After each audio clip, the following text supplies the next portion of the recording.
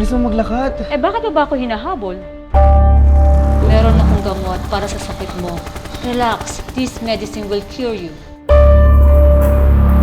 Copy that, sir. Andito na kami sa location.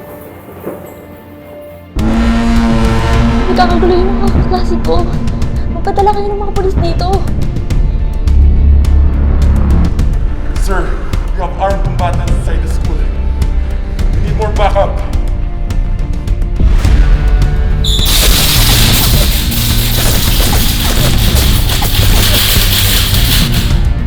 Kuha nyo na ang kailangan nyo kay Dr. Espino.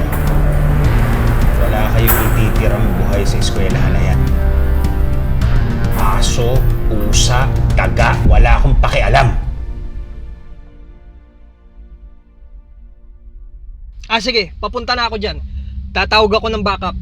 Tandaan mo yung mga turo ko sa'yo,